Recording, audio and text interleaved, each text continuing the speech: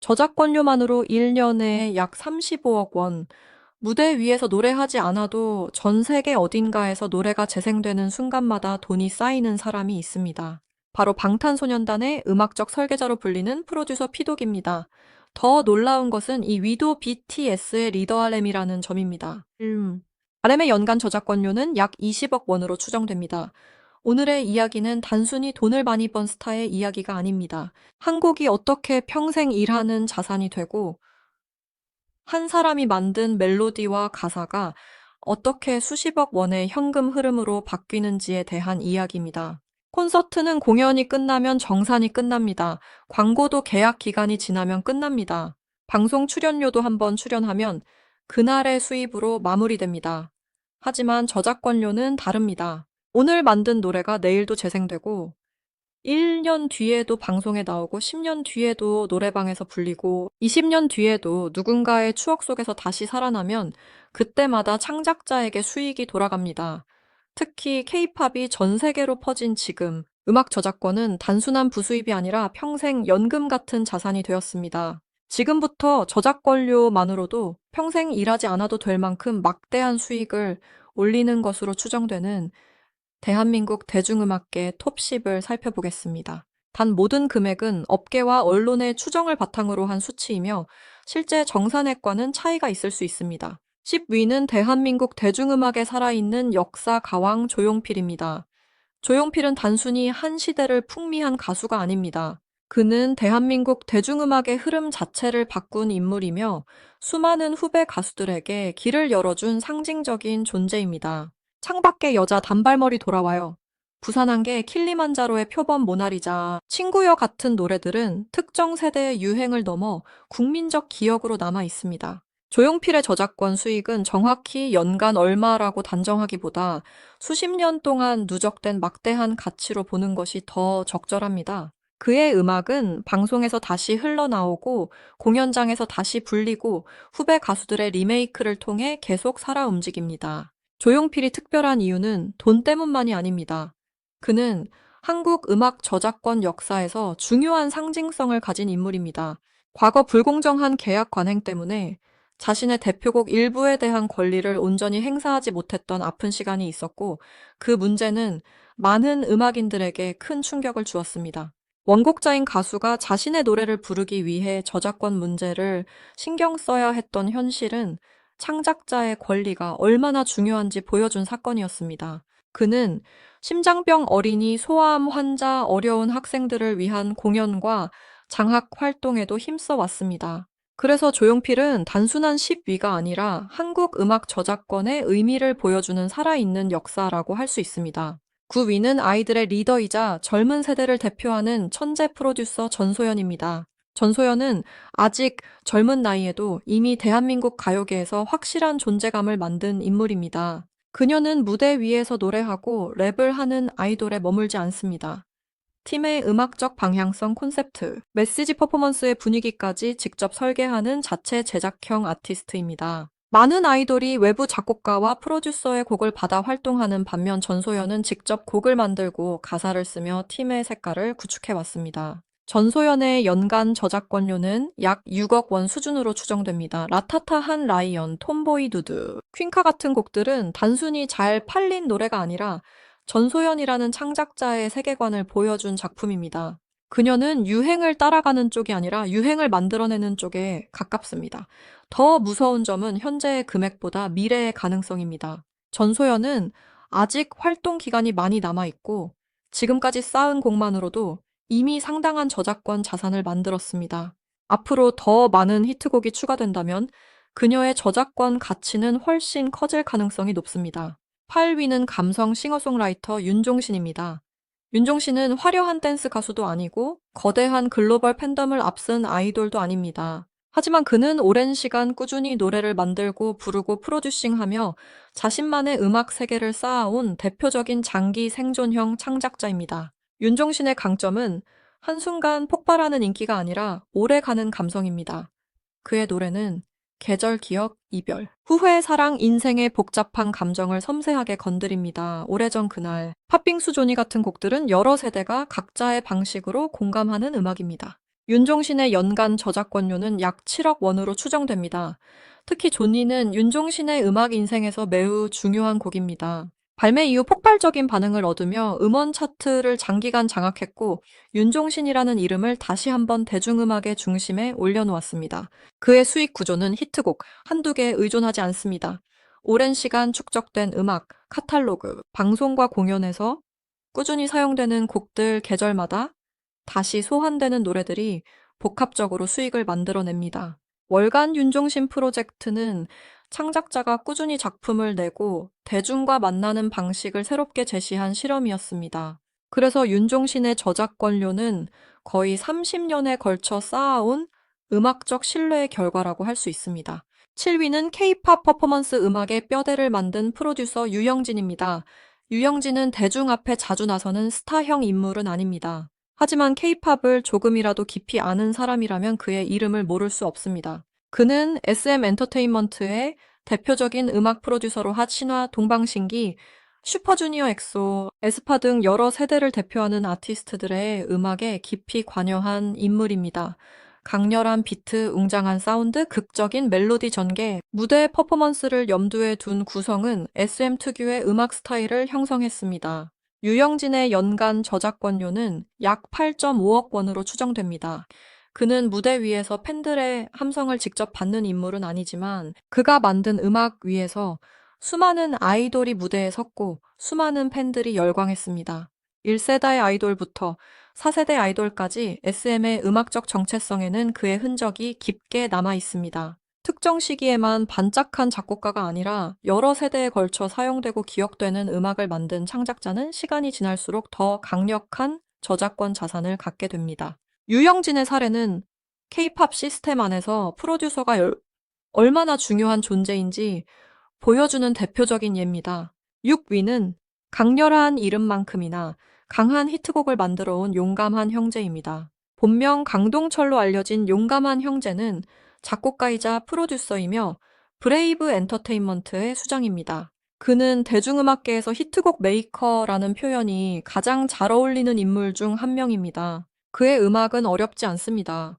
하지만 강합니다. 한번 들으면 귀에 남는 멜로디 반복되는 후렴, 대중이 쉽게 따라 부를 수 있는 중독성 있는 구조가 특징입니다.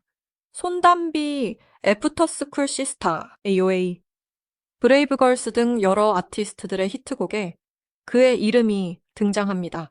용감한 형제의 연간 저작권료는 약 9억 원으로 추정됩니다.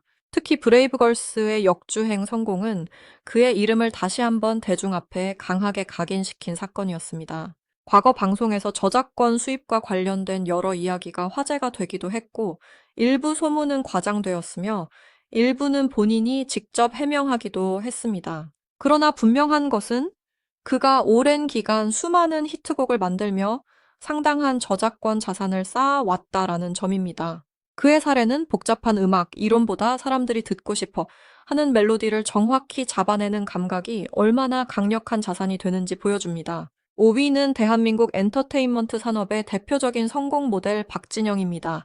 박진영은 가수로 데뷔해 작곡가, 프로듀서, 사업가, 엔터테인먼트 대표까지 모두 성공한 보기 드문 인물입니다. 그는 단순히 자신의 노래만 만든 사람이 아닙니다. 수많은 후배 가수들의 히트곡을 만들고 JYP 엔터테인먼트라는 회사를 성장시키며 한국 대중음악 산업의 한 축을 만든 인물입니다. 그의 연간 저작권료는 약 13억 원으로 추정됩니다. 원더걸스, 2PM, 미스웨이, 트와이스 등 JYP 소속 아티스트들의 음악에도 깊이 관여했기 때문에 대중이 기억하는 수많은 히트곡 뒤에 박진영의 이름이 남아 있습니다. 박진영의 가장 큰 특징은 음악적 감각과 자기 관리가 결합되어 있다는 점입니다. 그는 50대가 넘은 나이에도 여전히 무대에 서고 춤을 추고 노래를 부릅니다. 식단 관리, 운동 발성, 수면 습관까지 철저하게 관리하는 모습은 많은 사람들에게 놀라움을 줍니다. 단순히 과거의 히트곡으로 살아가는 사람이 아니라 현재도 끊임없이 자신을 갱신하는 창작자라는 점에서 특별합니다. 박진영의 사례는 저작권이 어떻게 기업 가치로 확장되는지 보여줍니다. 좋은 곡이 스타를 만들고 스타가 회사를 성장시키고 회사가 다시 새로운 아티스트를 배출하는 구조 속에서 저작권은 산업 전체를 움직이는 핵심 자본이 됩니다. 4위는 K-팝 역사에서 빼놓을 수 없는 아이콘 지드래곤입니다. 지드래곤은 아이돌이 직접 곡을 만들고 콘셉트를 주도하고 패션과 문화까지 이끌 수 있다는 사실을 대중에게 각인시킨 인물입니다. 그는 단순한 가수가 아니라 하나의 시대를 상징하는 브랜드입니다. 그의 연간 저작권료는 약 14억 원으로 추정됩니다. 빅뱅 활동과 솔로 활동을 통해 남긴 거짓말 하루하루, 하트브레이커 삐딱하게, 크레용 같은 곡들은 당시의 유행을 넘어 하나의 문화적 사건처럼 소비되었습니다. 지드래곤의 저작권 가치는 단순히 곡 숫자로만 설명되지 않습니다. 그가 만든 것은 노래만이 아닙니다. 그는 이미지, 스타일, 패션, 태도, 무대 연출까지 하나의 지식 재산으로 만들었습니다. 그가 입는 옷은 유행이 되고 그가 선택한 액세서리는 화제가 되며 그가 보여주는 음악적 변화는 대중문화의 흐름에 영향을 줍니다. 일반적인 스타는 활동 공백이 길어지면 영향력이 줄어들지만 지드래곤은 공백기에도 계속 언급되고 소비되는 아이콘입니다. 그는 저작권료를 많이 버는 가수를 넘어 자신의 존재 자체를 문화 자산으로 만든 인물입니다. 쌈위는 YG 사운드의 중심이자 더블랙 레이블의 수장 테디입니다. 테디는 원타임 멤버로 데뷔했지만 시간이 지나며 무대 위 가수보다 무대 뒤 프로듀서로 훨씬 더 큰 영향력을 갖게 된 인물입니다. 그는 한국 힙합과 K-팝 댄스 음악의 결합을 세련되게 이끌며 수많은 글로벌 히트곡을 탄생시켰습니다. 그의 연간 저작권료는 약 15억 원으로 추정됩니다. 빅뱅 21, 블랙핑크 등 YG를 대표하는 아티스트들의 음악에는 테디의 색깔이 강하게 담겨 있습니다. 테디의 장점은 강렬한 비트, 세련된 훅, 힙합 기반의 카리스마, 글로벌 시장에 맞는 사운드입니다. 그는 대중 앞에 자주 나서지 않지만 오히려 그 점이 신비로운 이미지를 더 강하게 만듭니다. 무대 위에서 스포트라이트를 받는 스타가 아니라 스튜디오 안에서 스타를 만들어내는 설계자인 셈입니다. 특히 블랙핑크를 비롯한 글로벌 아티스트들의 성공으로 그의 음악적 가치는 더욱 커졌다고 평가됩니다. 테디 성공은 저작권료가 매년 들어오는 현금 흐름을 만들고 그 현금 흐름이 부동산과 기업 가치로 이어질 수 있음을 보여줍니다. 테디라는 이름은 세련된 음악과 글로벌 감각의 보증 수표가 되었습니다. 이 위는 방탄소년단의 리더이자 지적 아티스트의 상징 RM입니다. 본명 김남준인 RM은 단순한 아이돌 그룹의 리더가 아닙니다. 그는 BTS의 음악적 메시지를 언어로 정리하고 팀의 철학을 가사로 풀어내며 전 세계 팬들과 소통하는 핵심 인물입니다. 그의 저작권 수익은 인기 그룹 멤버라서 자동으로 생긴 것이 아닙니다. 실제 창작자로서 꾸준히 작사와 작곡에 참여해 쌓아온 결과입니다. RM의 연간 저작권료는 약 20억 원으로 추정됩니다. BTS의 음악이 세계적으로 사랑받는 이유는 멜로디가 좋기 때문만은 아닙니다. 청춘의 불안 자기 사랑, 사회적 압박, 꿈과 성장 상처와 회복 같은 메시지가 깊이 담겨 있기 때문입니다. 그리고 그 메시지를 언어로 만드는 과정에서 RM의 역할은 매우 컸습니다. 그는 한국음악저작권협회에 수많은 곡을 등록한 창작자이며 BTS의 여러 곡에서 핵심적인 작사와 작곡에 참여했습니다. 독서와 미술에 대한 관심, 차분한 말투, 글로벌 무대에서의 리더십은 그를 단순한 스타가 아니라 문화적 리더에 가까운 인물로 만들었습니다. RM은 자신의 언어와 철학을 음악으로 만들고 그것을 글로벌 팬덤과 연결해 거대한 저작권 자산을 만들어낸 인물입니다. 대망의 1위는 방탄소년단의 음악적 아버지라고 불리는 프로듀서 피독입니다. 본명 강효원으로 알려진 피독은 하이브를 대표하는 수석 프로듀서이며 BTS의 음악 세계를 만드는데 가장 핵심적인 역할을 한 인물 중 한 명입니다. 그는 무대 위에서 팬들의 함성을 받는 스타는 아니지만 BTS의 수많은 명곡 뒤에서 음악적 방향을 설계한 진짜 핵심 인물입니다. 피독의 연간 저작권료는 약 35억 원으로 추정됩니다. 이번 순위에서 가장 높은 수준입니다. 피독이 이 정도의 저작권료를 받을 수 있는 이유는 분명합니다. BTS라는 세계적인 그룹의 핵심 히트곡들에 깊이 참여했기 때문입니다. 봄날, 페이크 러브 작은 것들을 위한 CDNA, 피, 땀, 눈물 같은 대표곡들에는 피독의 이름이 자주 등장합니다. 이 곡들은 한국에서만 소비된 것이 아닙니다. 전 세계에서 스트리밍되고 공연되고 방송되고 팬 콘텐츠로 재생산되었습니다. 피독은 한국음악저작권협회 저작권 대상에서도 여러 차례 수상하며 최고의 저작권 수익 창작자로 인정받았습니다. 그의 경제적 가치는 저작권료에만 머무르지 않습니다. 하이브의 성장 과정에서 받은 보수와 스톡옵션 행사 이익도 큰 화제가 되었습니다. 한 명의 뛰어난 프로듀서가 만든 음악이 글로벌 그룹의 성공을 이끌고 그 성공이 다시 기업 가치와 브랜드 가치로 확장된 것입니다. 이 순위를 다시 보면은 공통점이 분명합니다. 조용필은 시대를 관통하는 명곡으로, 전소연은 젊은 세대의 감각과 메시지로, 윤종신은 오래가는 감성으로, 유영진은 케이팝 퍼포먼스 사운드로, 용감한 형제는 대중적인 히트 감각으로 저작권 자산을 만들었습니다. 박진영은 음악과 경영을 결합했고, 지드래곤은 음악과 패션과 이미지를 하나의 문화로 만들었습니다. 테디는 글로벌 사운드 설계자로, RM은 자신의 언어와 철학으로, 피독은 BTS의 음악 세계를 설계한 프로듀서로 막대한 저작권 가치를 만들어냈습니다. 저작권료가 무서운 이유는 사람이 쉬는 동안에도 노래가 일하기 때문입니다. 창작자가 잠든 시간에도 음악은 유튜브에서 재생되고, 스포티파이와 애플 뮤직에서 스트리밍되고, 틱톡과 쇼츠와 릴스에서 다시 소비됩니다.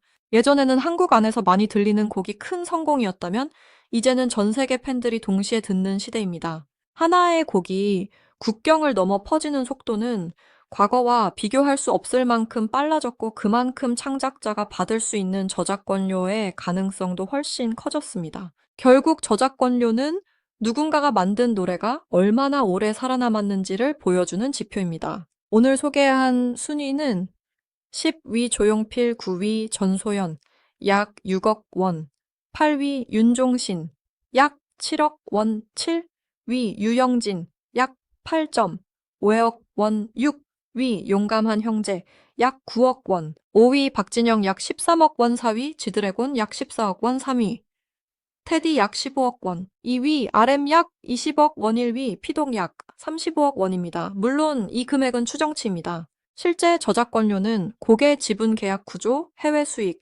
정산 출판권, 편곡 참여 여부, 소속사와의 관계에 따라 달라질 수 있습니다. 하지만 한 가지는 분명합니다. 이들은 대한민국 대중음악계에서 가장 강력한 음악 지식 재산을 가진 인물들입니다. 저작권료로 평생을 일 안 해도 된다는 말은 단순히 부럽다는 뜻만은 아닙니다. 그만큼 이들이 만든 음악이 오랜 시간 동안 계속 일하고 있다는 뜻입니다. 사람은 쉬어도 노래는 쉬지 않습니다. 사람이 잠든 동안에도 음악은 전 세계 어딘가에서 들리고 있습니다. 이것이 바로 음악 저작권의 가장 놀라운 힘입니다. 여러분은 오늘 소개한 톱 10 중에서 누가 가장 의외였나요? 그리고 앞으로 이 순위에 새롭게 들어올 것 같은 가수나 프로듀서는 누구라고 생각하시나요? 댓글로 여러분의 생각을 남겨주세요.